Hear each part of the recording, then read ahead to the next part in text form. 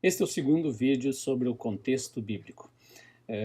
Neste vídeo nós vamos tratar então rapidamente sobre o Egito Antigo. Heródoto escreveu que o Egito ele é um presente do Nilo. Significa o quê? Que o Egito ele depende exclusivamente do rio Nilo para sua manutenção de vida e para sua produtividade.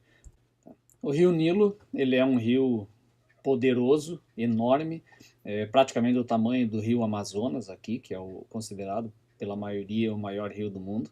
E ele sofre enchentes anuais em função das chuvas que acontecem lá no sul, na parte mais alta do rio, das suas nascentes, né, que é uma região tropical, então chove muito lá. E esse rio, então, ele sofre uma enchente gigantesca e essa enchente vai desaguar lá na região norte, que é uma região plana, né, e aí acaba invadindo as margens e adubando toda a terra ao redor. Alguns meses, dois meses depois, essas águas começam a retrair e deixam então o solo pronto para o cultivo. Esse humus que fica depositado ali torna a terra extremamente produtiva, que torna o Egito o maior produtor de cereais e de alimentos de todo o mundo antigo. Né? Realmente ele é o grande o celeiro do mundo antigo, vamos dizer assim. Esse rio é isolado, então, dos dois lados por imensos desertos. Né? Então, esses desertos que tinham dos dois lados do Nilo, eles acabaram isolando esses Egitos antigos de outros povos. Então, diferente do que aconteceu na Mesopotâmia, né, onde a gente tem um trânsito muito intenso de povos, inclusive de estrangeiros e outros, no Nilo não tem esse trânsito. Ele é um trânsito interno apenas entre essas aldeias egípcias. Então ele acaba formando uma cultura bastante unificada ao longo desse imenso rio. E ao mesmo tempo ele também teve uma unificação muito cedo em torno de um mesmo governante. Então, lá por volta de 3.200, 3.000 a.C., essas aldeias todas foram unificadas debaixo da coroa de um único rei, que é o faraó. E isso é uma coisa muito rara no mundo antigo. Geralmente nós estamos tratando de cidades independentes uma da outra. E aqui não, aqui nós temos um imenso reino debaixo de uma única coroa. Esse é o primeiro detalhe que é muito diferente em relação à Mesopotâmia e a outras regiões. Então esse faraó ele acaba sendo a grande referência da sociedade egípcia, né?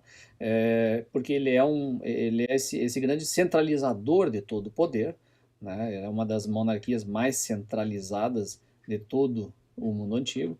Né? Ele era chamado, na verdade o nome faraó é uma expressão que vem do hebraico, da maneira como os hebreus o chamavam, mas ele era chamado de Peraã, que é o Casa Grande, né? Porque ele morava na Casa Grande, e ele era considerado a própria encarnação do deus Horus. E isso é muito importante, porque quando você vê na história bíblica que Moisés vai falar com o faraó, ele está falando com aquele que tem autoridade divina e é portador do poder divino na sua coroa e talvez uma espécie de semideus. Então ele está falando com uma divindade, que é o próprio Horus encarnado. E isso é diferente do que acontece na Mesopotâmia, onde o rei ele é um sacerdote, mas ele não é uma divindade. Né? Ele é um humano com grande poder, mas não uma divindade. No Egito, não. Lá o faraó é uma divindade representante dos deuses.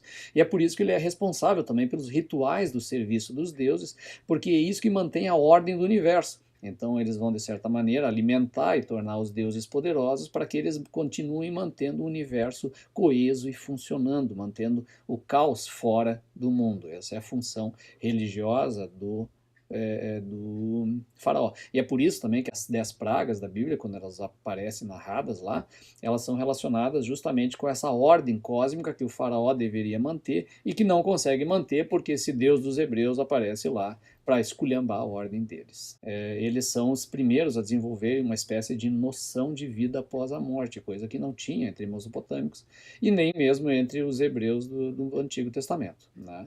Todos eles acreditavam no Sheol, ou seja, o mundo dos mortos em que você ficava depois, sem muita perspectiva depois. O Egito ele vai trabalhar a ideia de felicidade nesse mundo pós a morte no reino de Osíris.